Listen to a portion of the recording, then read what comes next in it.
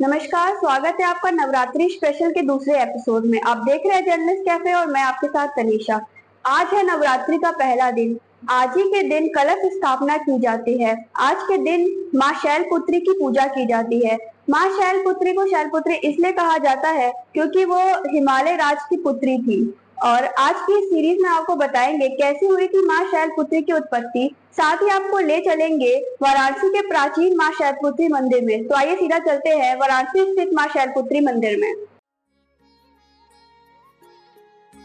एक बार प्रजापति दक्ष ने यज्ञ करवाने का फैसला किया, इसलिए उन्होंने सभी देवी देवताओं को निमंत्रण भेज दिया, लेकिन भगवान शिव को नहीं। देवी सती भली भांति जानती थी कि उनके पास निमंत्रण आएगा, लेकिन ऐसा नहीं हुआ। वो इस यज्ञ में जाने के लिए बेचैन थी, लेकिन भगवान शिव ने मना कर दिया। उन्होंने कहा कि यज्ञ में जाने के लिए उनके पास कोई भी निमंत्रण नहीं आया है और इसलिए वहां जाना उचित नहीं है। सती नहीं मानी और बार बार यज्ञ में जाने का आग्रह करती रही। सती के न मानने की वजह से शिव को उनकी बात माननी पड़ी और अनुमति देनी पड़ी। सती जब अपने पिता प्रजापति दक्ष के यहाँ पहुंची तो देखा उनसे कोई भी आदर और प्रेम के साथ बातचीत नहीं कर रहा है। सारे लोग मुंह फेरे हुए हैं और सिर्फ उनकी माता ही उन्हें स्नेह से गले लगाई। उनकी बाकी बहनें उनका अपहास कर रही थी और साथ ही सती के पति भगवान शिव का भी तिरस्कार कर रही थी। स्वयं दक्ष ने भी अपमान करने का मौका न छोड़ा। ऐसा व्यवहार देखते हुए सती दुखी हो गई। अपना और अपने पति का अपमान उनसे सहन न हुआ। फिर अगले ही पल उन्होंने कुछ ऐसा कदम उठाया जिसकी कल्पना स्वयं दक्ष ने भी नहीं की होगी। सती ने उसी यज्ञ की अग्नि में खुद को स्वाहा कर अपने प्राण त्याग दिए। भगवान शिव को जैसे ही इसके बारे में पता चला वो दुखी हो गए। दुख और गुस्से की ज्वाला में जलते हुए शिव ने उस यज्ञ को ध्वस्त कर दिया। इसी सती ने फिर हिमालय के यहाँ जन्म लिया। वहाँ जन्म लेने की वजह से उनका नाम शैलपुत्री पड़ा। शैलपुत्री जी का माता जो है, ये मंदिर बहुत पुराना है, प्राचीन से काल से चला आ रहा है। ये मंदिर की विशेषता ये है कि राजा हिमालय ने अपने हाथ से मंदिर बनवाए हैं। जब भोलेनाथ माता जी यहाँ आए तो हिमालय राज के मन में आया कि हमारे बिटिया को कुछ है नहीं, यहाँ धन संपत्ति लेके आए हमारे यहाँ काशी में। यहाँ देखे तो बहुत सा धन पड़ा है बाबा के यहाँ। तो धन तो रेणेश्वर महादेव छोड़ के चले आए, लेकिन यहाँ आने के बाद उन्होंने देखा कि हाँ यहाँ तो बहुत संपत्ति बड़े।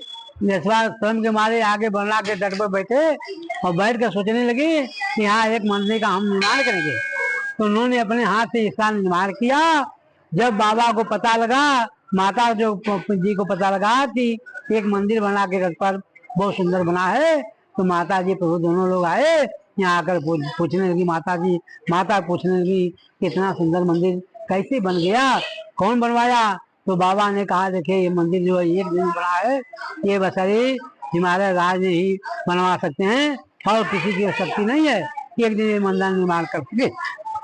तो माता जी ने कहा कि देखिए जब हमारे पिताजी के हाथ का बनवाया हुआ है तो हम यहाँ एक दिन रहेंगे। तो बाबा ने कहा कि जब आप रहेंगे तो हम भी रहेंगे। तो यहाँ जो है उससे भी से माता जी 6 महीने में एक बार यहाँ दर्शन अवश्य देती हैं और मनोकामना जो भी आदमी मन में श्रद्धा भक्ति जो भी मांगता है माता जी पूरा करती हैं। और पहले तो विशेषता है कि यहाँ आने पर आपका मन जो है भक्ति में रमेगा, तो भक्ति उत्पन्न होती है माता जी यहाँ सरस्वती दर्शन करने से। कल की तैयारी व्यवस्था को लेकर यहाँ पे क्या चल रहा है? कल की तैयारी के लिए व्यवस्था सब अपना नगर निगम अपना काम कर दिया और हम लोग भी अपने सब जैसे हैं, प्रशासन भी अपना काम करता है। हाँ, सब कुछ हो रहा है। माँ शैलपुत्री का वास काशी नगरी में ही माना जाता है। केवल इनके दर्शन से ही भक्तजनों की सभी मुरादें पूरी हो जाती है। आपको बता दें कि माँ शैलपुत्री का मंदिर साल में सिर्फ एक दिन खुलता है, जो है नवरात्रि का पहला दिन। आज के हमारे इस वीडियो में हमने आपको बताया कैसी हुई थी माँ शैलपुत्री की स्थापना और साथ ही वाराणसी में इसकी क्या स्थापना है। कल के हमारे नवरात्रि स्पेशल में जाने माँ ब्रह्मचारिणी के बारे में। तब तक के लिए जुड़े रहिए हमारे साथ और देखते रहिए जर्नलिस्ट कैफे।